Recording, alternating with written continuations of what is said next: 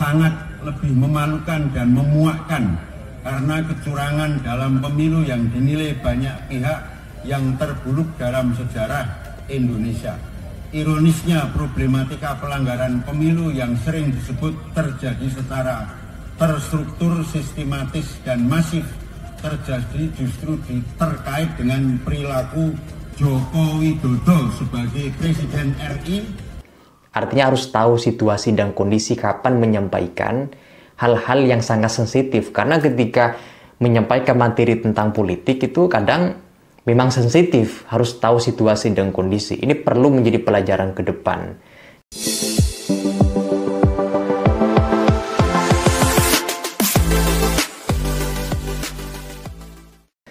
Memang kota Yogyakarta ya, itu selalu menjadi sorotan media.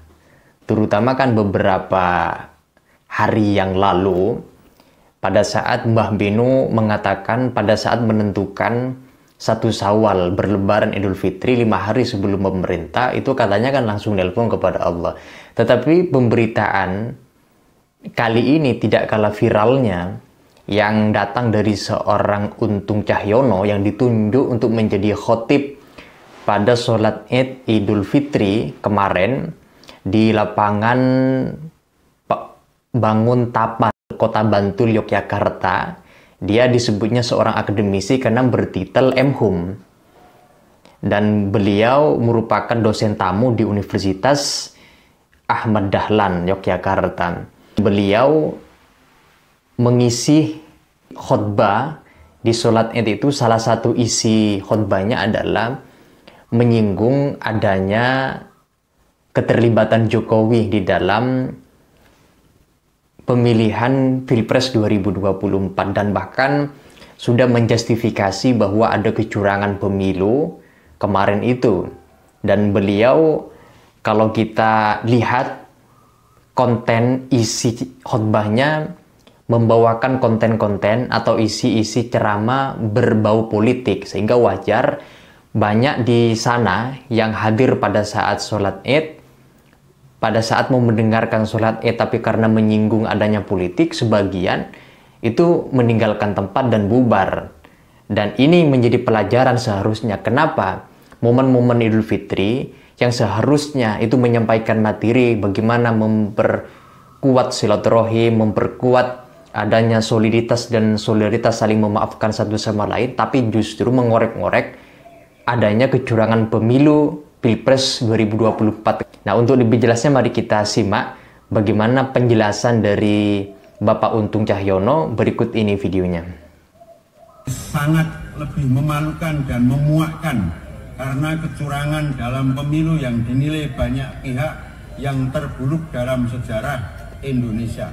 Ironisnya, problematika pelanggaran pemilu yang sering disebut terjadi secara terstruktur, sistematis, dan masif terjadi justru terkait dengan perilaku Joko Widodo sebagai Presiden RI, sebagaimana yang tersebar luas di media sosial dan surat kabar. Sebab itu, mereka yang dahulu merasa sebagai pemilihnya sebaiknya istighfar karena pilihannya telah membuat kecewa banyak pihak. Bangsa kita adalah bangsa yang besar, namun akibat perilaku yang curang dalam pemilu, kita bisa menjadi bangsa yang porak-poranda dibuatnya.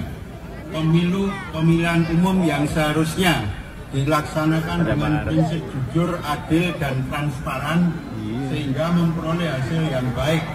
Tetapi karena oknum bangsa ini yang tidak jujur, tidak adil, tidak transparan, apalagi justru itu dimulai dari tokoh kita, maka rusaklah pemilu yang kita jalani. Bahkan hingga kita masih harus menunggu proses peradilan sengketa pemilu. Semoga saja keputusan yang ditunggu oleh banyak pihak mampu memberi kepuasan pada masyarakat luas.